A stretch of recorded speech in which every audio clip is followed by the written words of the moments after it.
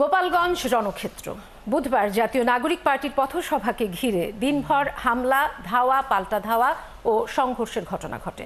সভা শেষে ফেরার পথে এনসিপির নেতাকর্মীদের ওপর হামলা করে কার্যক্রম নিষিদ্ধ হওয়া আওয়ামী লীগ ও ছাত্রলীগ। হামলা হয়েছে পুলিশ ও সেনাবাহিনীর গাড়িতেও। পরিস্থিতি নিয়ন্ত্রণে গুলি করতে দেখা যায় আইনশৃঙ্খলা বাহিনীকে। স্থানীয় প্রশাসন জেলা শহরটিতে ১৪৪ ধারা জারি করেছে।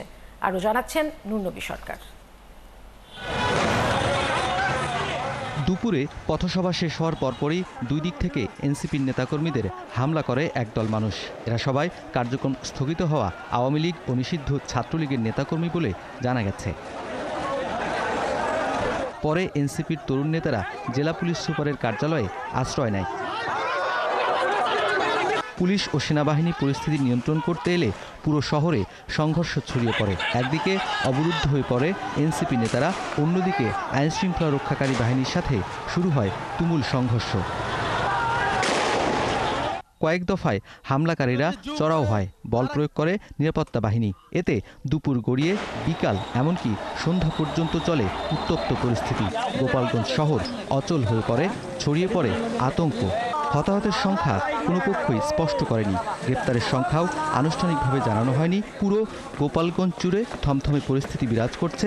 প্রশাসনের পক্ষ থেকে আইনি ব্যবস্থা গ্রহণ ও পরিস্থিতি স্বাভাবিক রাখতে অভিযান অব্যাহত রেখেছে যৌথ বাহিনী। সন্ধ্যার আগে সেনাবাহিনীর কড়া পাহারায় গোপালগঞ্জ ত্যাগ করে এনসিপির কেন্দ্রীয় নেতারা। এনসিপির মাসব্যাপী জুলাই পদযাত্রার কর্মসূচি ছিল গোপালগঞ্জে। এ নিয়ে এদিন সকাল থেকেই শহরে প্রবেশের কয়েকটি সড়কে গাছ কেটে অবরোধ তৈরি করা হয়। পৌর পার্কে সমাবেশস্থলে এনসিপি নেতারা যাওয়ার আগেই মঞ্চ ও চেয়ার ভাঙচুর করা হয়। এনসিপির স্থানীয় নেতাদের মারধর করে নিষিদ্ধ সংগঠন আওয়ামী লীগ ও ছাত্রলীগের নেতাকর্মীরা। নুরনবী সরকার, ৭১, ঢাকা।